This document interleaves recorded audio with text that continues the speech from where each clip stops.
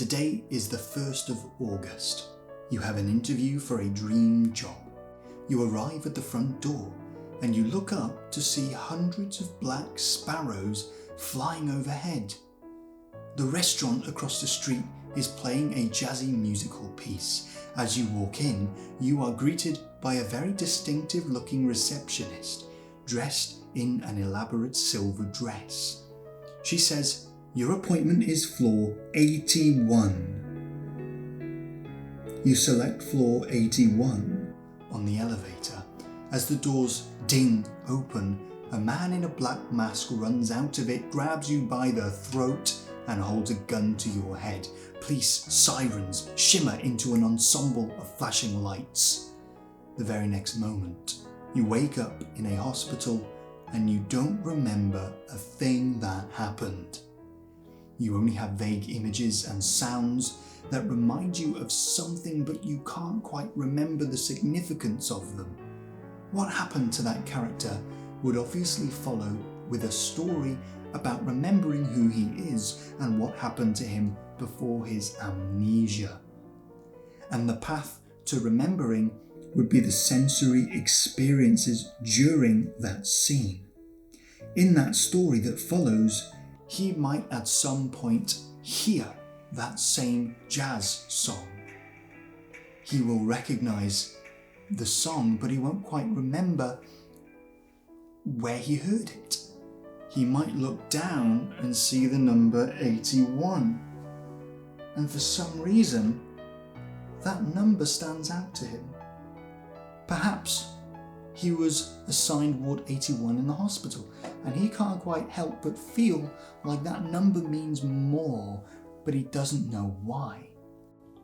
And perhaps as he sat down doing some work, just over his shoulder, perched on the windowsill, is a black sparrow, watching him, as if it's trying to tell him something.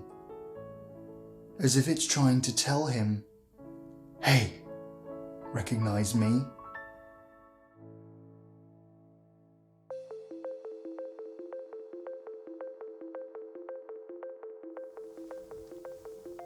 Now, we took very distinctive details from that major moment in the story.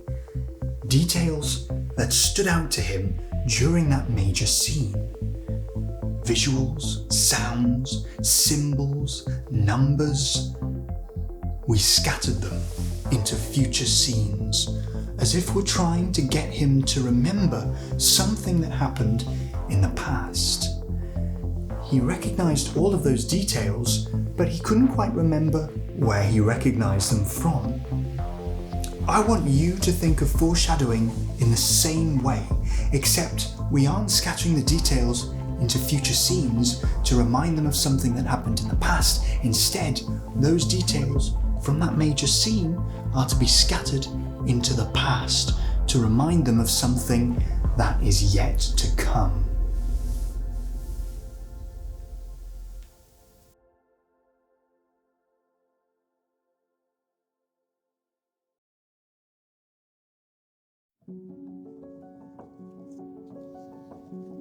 During the entire series of Doctor Who, Season 1 in 2005, the entire series foreshadowed one very important event.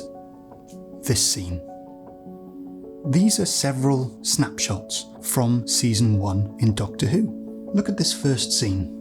Do you recognise anything significant about it? What about this scene? Two totally different scenes. What do they both have in common? Bad wolf. This word is seen throughout the entirety of Season 1, and as I place more images down, I'm engaged because I'm finding more scenes that are connected by this word, bad wolf.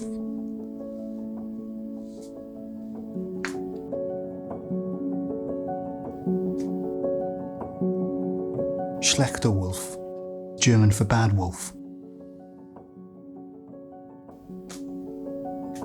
Blythe Droog, Welsh for bad wolf.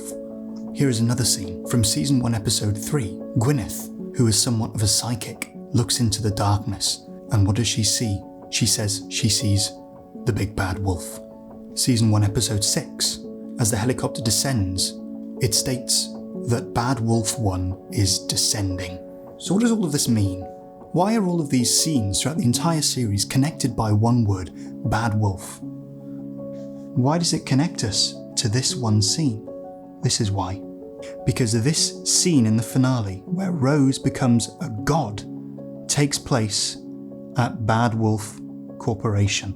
And if you look closely, in many scenes where you don't even notice, if you look closer, there is that word, just waiting. Bad Wolf. So where does all of this lead us? One word, or one sound, or one visual imagery, or one symbol, or all of them, plucked out of the major moment, and then weaved throughout the story, throughout time, until we have this beautiful, complex tapestry. And that's what we're going to do now. We are going to weave these details through the story like we're sewing a beautiful tapestry.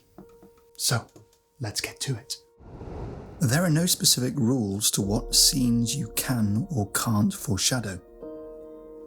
But here are some common moments in stories that are usually heavily foreshadowed.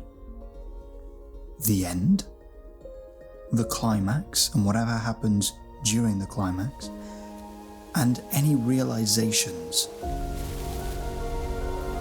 Take details from these scenes and weave them throughout the story into any scenes that you can think of. There are no rules, but a good practice to top all of this off is to connect the end of the story to the very start. This ties the whole story together nicely so that from the very start the story is already headed towards a conclusion.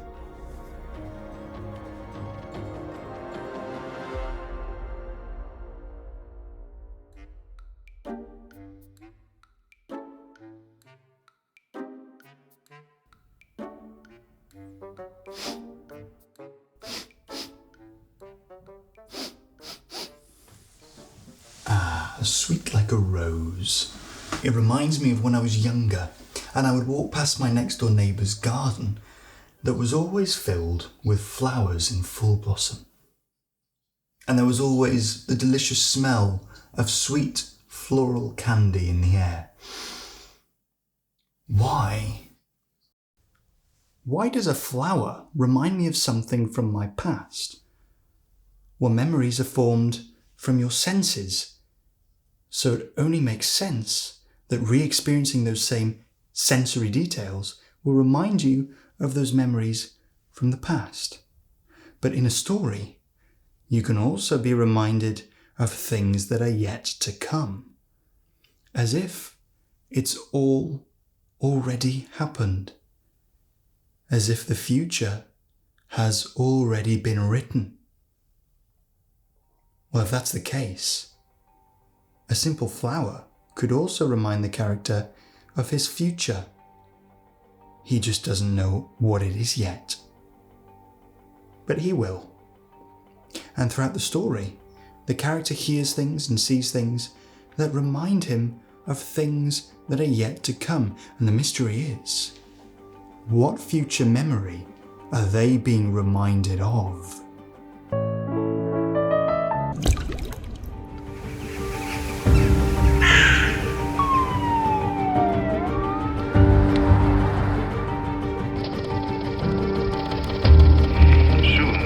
Will fall and come crashing down. What this reminds you of is still yet to come. I guess there's more yet to come. I'm Joe Webb, a storyteller. Learn to write fiction properly. Bye.